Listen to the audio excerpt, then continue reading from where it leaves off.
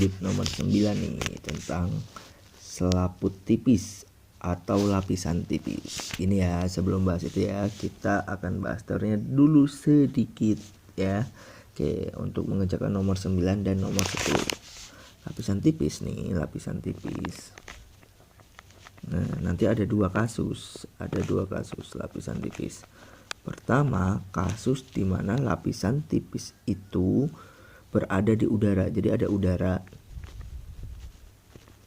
Berarti ya, udara. Indeks biasnya berapa udara? Indeks biasnya udara kan 1 nih. Oke, kemudian cahaya masuk dari udara kemudian ke lapisan tipis. Indeks biasnya nanti lebih dari 1.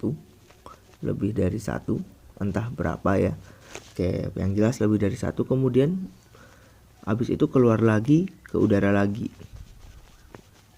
Nah, ini ada kasus pertama. Oke, contohnya apa? Contohnya gelembung sabun. Nih, ada gelembung sabun misalkan. Oke, pernah mainan gelembung sabun ya? Oke. Nah, ini apa? Cahaya dari udara masuk ke lapisan gelembung sabun, tapi lapisannya sangat tipis gitu ya. Oke, kemudian keluar lagi dari gelembung sabun. Oke, untuk kasus yang seperti ini,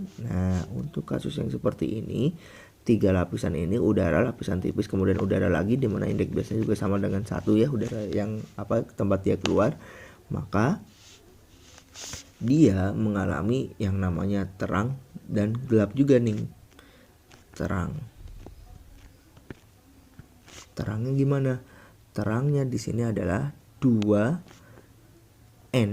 N-nya indeks bias lapisan tipis, bukan indeks bias udaranya ya, dikali D. D itu apa? D itu tebalnya lapisan tipis gitu ya.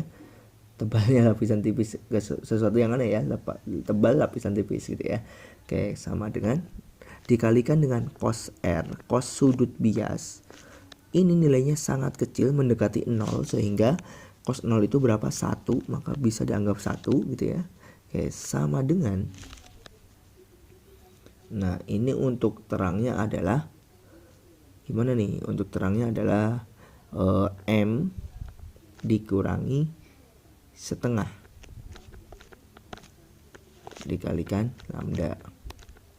M-nya berapa mas? M-nya seringnya itu diisi dengan 1, walaupun tidak tertutup kemungkinan untuk M yang lain gitu ya. M-nya adalah bilangan bulat ya, 1, 2, 3 dan seterusnya, tapi seringnya itu yang 1. Oke, jadi kalau kamu misalkan kamu lihat sebuah gelembung sabun dominan warna merah, berarti itu pakai lambdanya warna merah, lambda merah, lambda panjang gelombang cahaya yang warna merah. Kemudian ada gelapnya. Gelapnya gimana? Gelapnya juga mirip, 2ND dikalikan cos R. Ingat, cos R-nya hampir selalu bernilai 1, jadi nanti nggak dipakai gitu ya, 2ND saja. Nah, ini langsung saja M dikalikan lambda. Ini lapisan tipis model yang pertama.